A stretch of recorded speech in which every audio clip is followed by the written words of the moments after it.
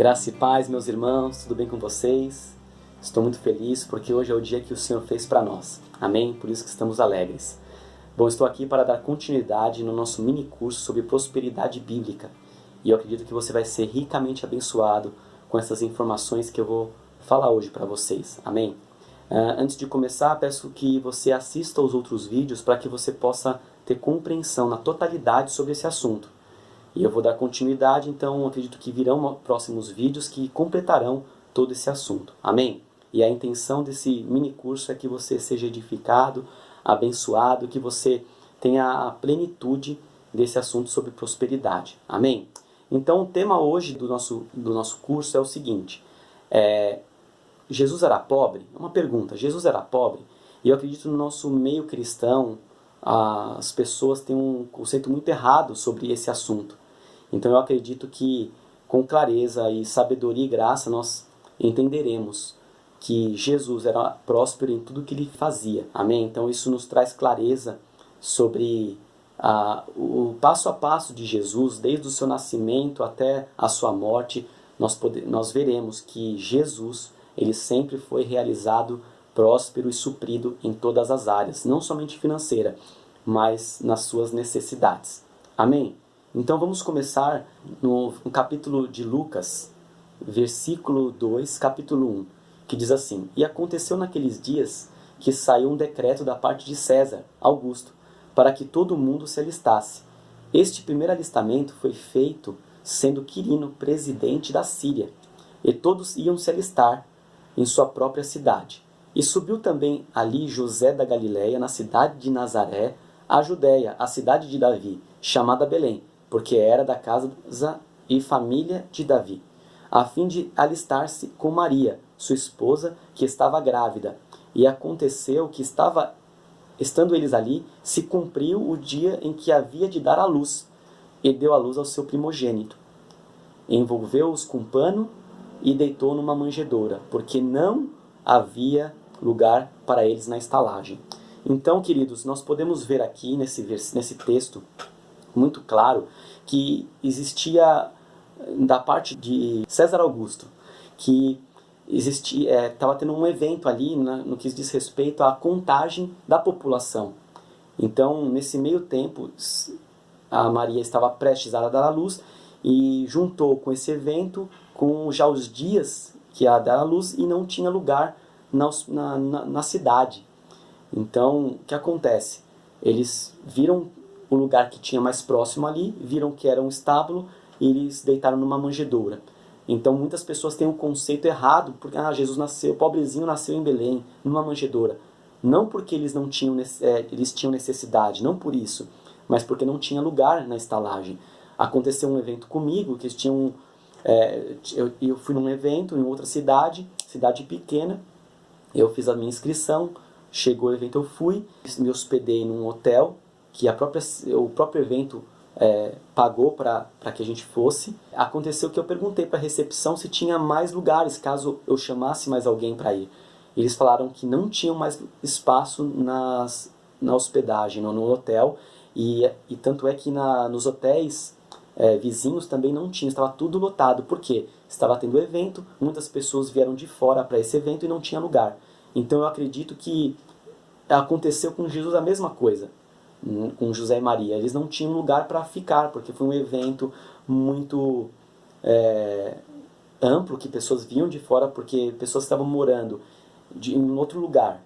Para se alistar, eles teriam que voltar para essa cidade para eles fazerem a contagem. Então aconteceu isso, que eles não tinham lugar para dormir, para se hospedar na estalagem. Então eles pegaram um lugar mais simples. Então isso acredito que dá para entender com clareza por que Jesus nasceu numa manjedoura, num lugar desse, porque não tinha lugar, amém? Eu acredito que isso está bem claro, e não pela necessidade, mas pela situação, amém? Então, continuando, as pessoas têm um conceito muito errado no que diz respeito de Jesus. Pessoas dizem que Jesus era mendigo, tinham roupas estragadas, roupas simples, na questão sujas, como se fosse um maltrapilho, né? Uns falam que Jesus era um sem teto, não tinha dinheiro para dormir, para comprar uma casa. Eu acredito que tudo isso são ideias equivocadas por não ter um conhecimento total. Porque se você pega um texto fora de contexto, você cria o que você quiser, que não seja da palavra de Deus. Pode até estar ali, mas eles não conseguem ter a continuidade do texto, eles não conseguem enxergar num todo. E isso é errado. Amém? Então eu vou falar de Lucas, capítulo 9, versículo 56, por causa desse versículo, desse versículo que eu vou ler agora, é porque eles pegaram um texto isolado. Amém? Então, diz assim, Lucas capítulo 9, versículo 56 diz assim: Ora, o Filho do Homem não veio com o objetivo de destruir a vida dos seres humanos, mas sim para salvá-lo. Isso era um contexto que está nesse versículo, mas eu quero pegar o versículo B, tá? Que diz assim: E assim rumaram para outro povoado. Em outras versões diz que eles estavam caminhando para outra cidade. Né? Então eu acredito que Jesus, numa parte do seu chamado, do seu ministério, ele estava indo para outro lugar. Se a gente for viajar para um outro lugar, nós não teremos uma residência, um lugar para onde nós estamos indo para um evento.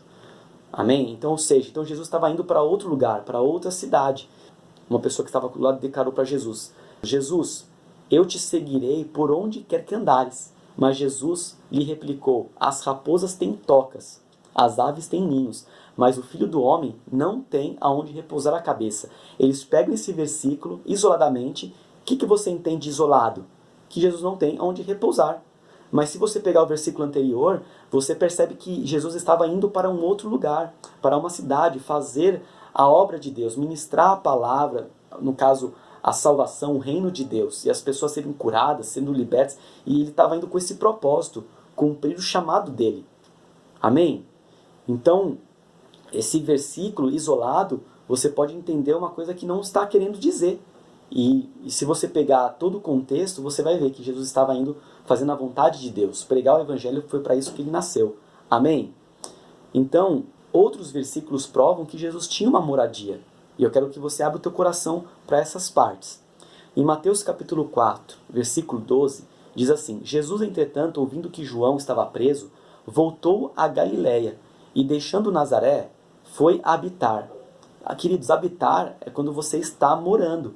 Em umas versões diz viver. Você está vivendo, você não está passando por ali. Outros diz morar. Em outras versões eu quis dizer. Diz que ele se fez casa permanente. Em casa permanente, ou seja, ele morava em um lugar, em Cafarnaum, situada à beira-mar, nos confins de Zebulon e Neftali. Então, aqui mostra que Jesus morava, sim, em um lugar. Ele tinha um lugar que ele vivia.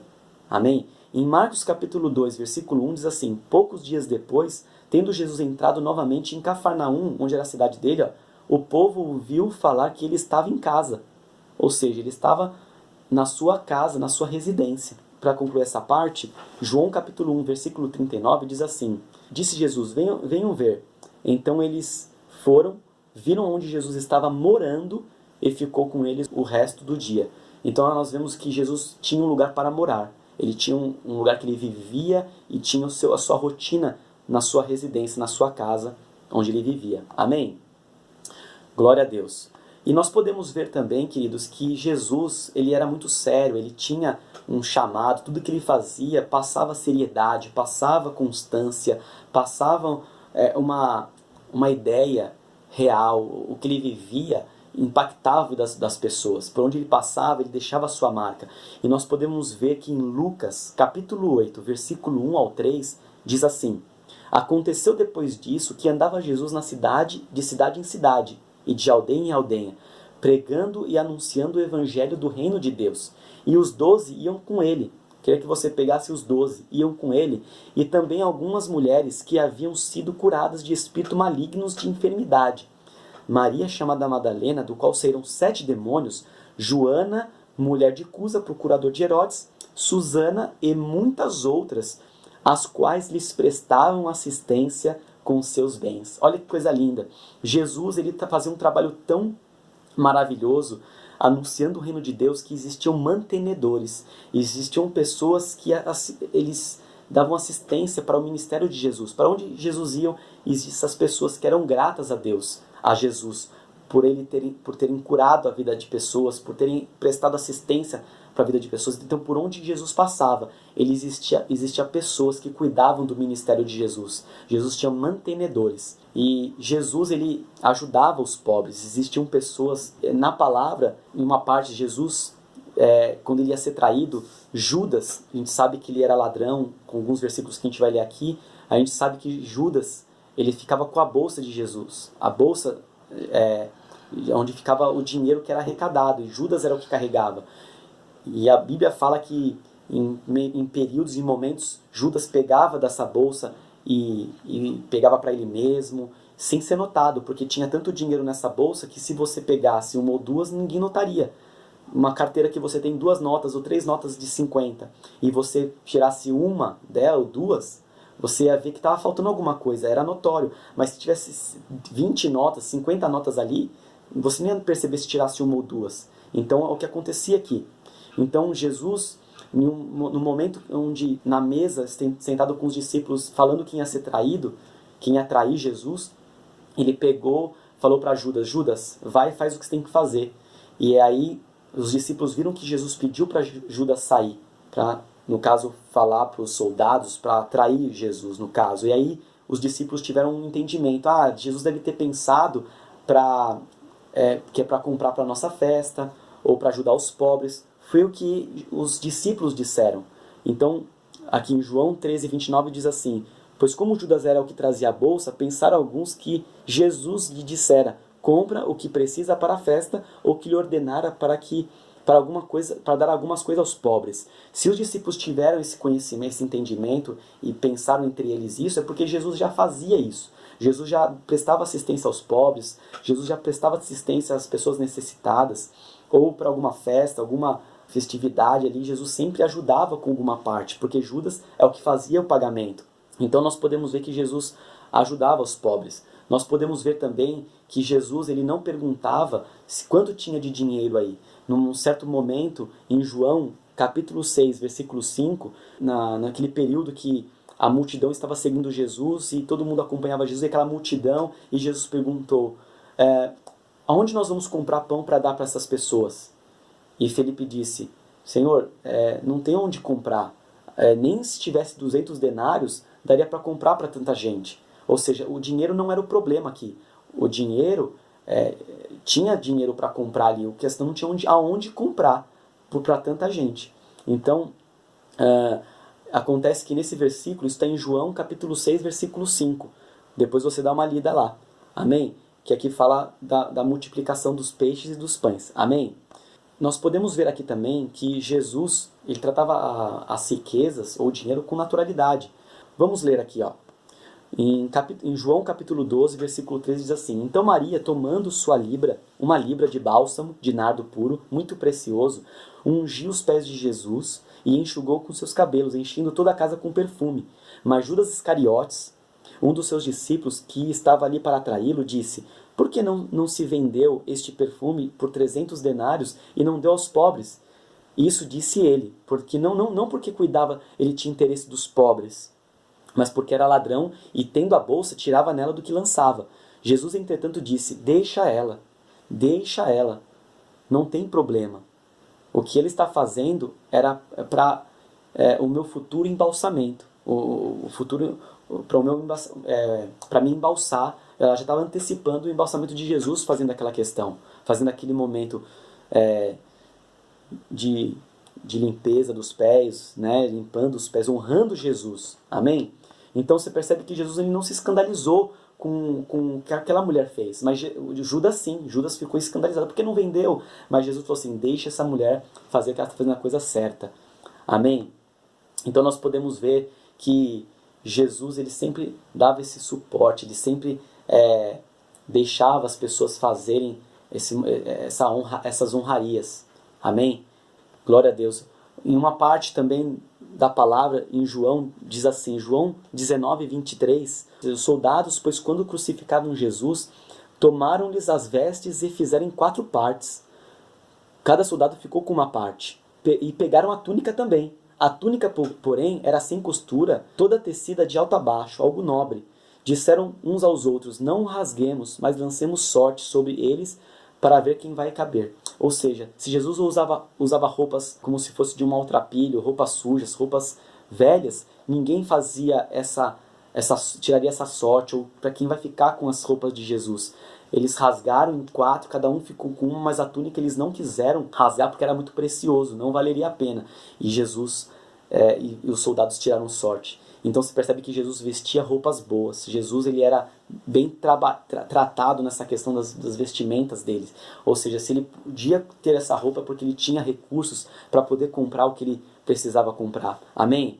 Aleluia, glória a Deus. Jesus ele não deixou, quando eu falei dos discípulos, presta atenção nos discípulos, Jesus não deixou os discípulos faltar nada para eles. Em Lucas 22:35 diz assim, a seguir Jesus lhes perguntou, quando vos mandei sem bolsa, sem alforje ou sem sandálias, faltou-vos porventura alguma coisa? Ele está perguntando para os discípulos. E os discípulos disseram, nada disseram eles. Ou seja, prontamente disseram, não nos falta nada.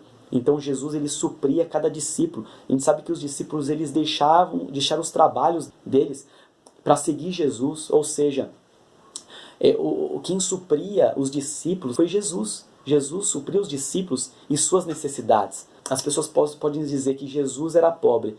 Nós podemos ver num versículo que quebra toda essa questão.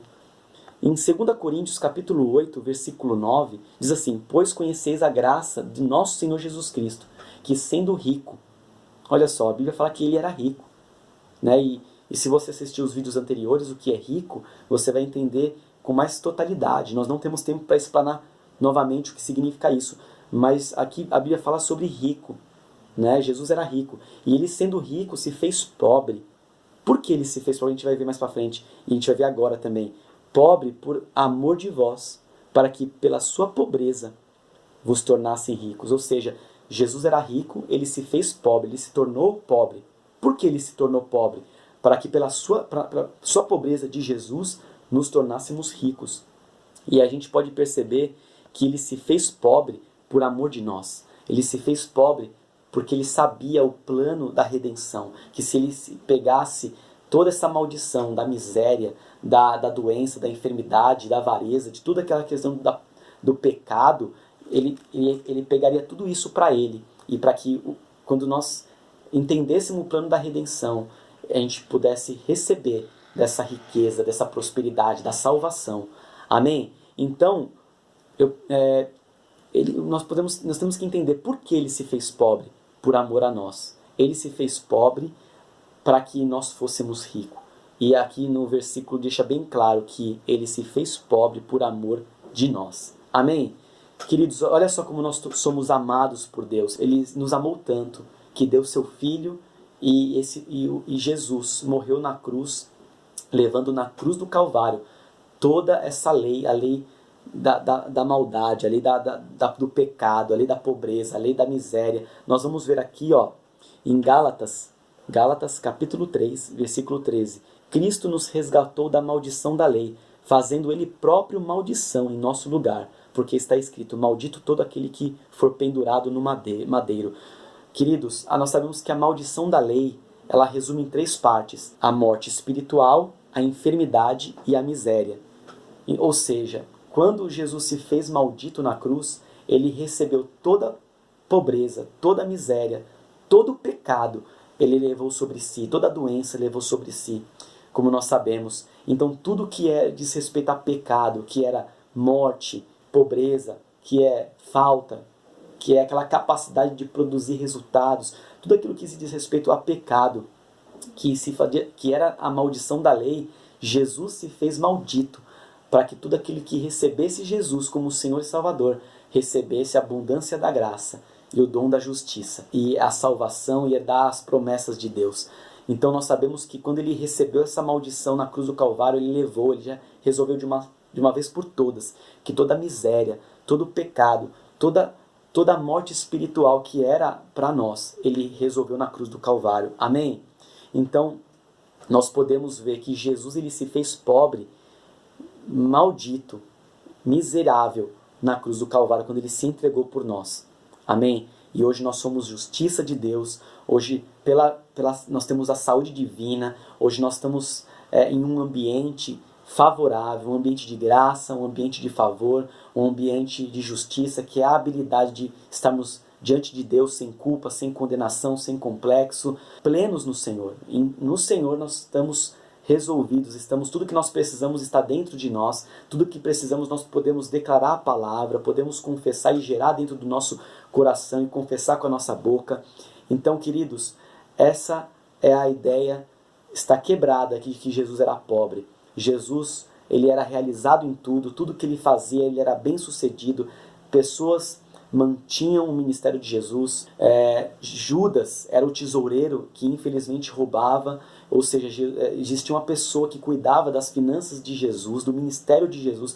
Então você pode perceber que cada versículo que eu disse aqui para você prova e quebra todo esse conceito errado e esse contexto, esse texto fora de contexto, que dá essa ideia errada de que Jesus era um mendigo, miserável, que Jesus não tinha, ele tinha roupas estragadas, e tudo isso que eu falei prova que Jesus, ele era bem vestido, ele era suprido, ele ajudava os necessitados, os pobres, as necessidades. Jesus era sério no que ele fazia, ao ponto de ter mantenedores. Então, queridos, abre o teu coração e nós temos aqui a aprender com Jesus. Se Jesus era próspero, se Jesus era abençoado em meio às dificuldades, em meio aos caos daquela época, e em cima disso nós podemos receber de tudo aquilo que Jesus conquistou na cruz do Calvário. Amém? Jesus conquistou a nossa saúde, Jesus conquistou a nossa prosperidade, Jesus conquistou uma maneira de viver, uma maneira plena, uma maneira completa da fé, onde nós podemos declarar aquilo que nós estamos crendo, e tudo que a palavra diz ao nosso respeito, nós podemos viver e viveremos cada palavra, cada promessa que está na palavra. Então nós temos que abrir a nossa mente, renovar nossa mente com a palavra e ser saudável na nossa leitura, entender o texto, o contexto de tudo aquilo que está sendo dito. Amém, queridos? É essa palavra que eu queria deixar para você, que você seja ricamente abençoado na prática da palavra. Você pode ver esse vídeo várias e várias vezes, você pode ver os vídeos anteriores várias e várias vezes, para que essa palavra esteja bem enraizada ao ponto de que, se vier qualquer informação contrária, você possa resistir essa informação. Amém, queridos? Sejam abençoados na prática da palavra e até mais.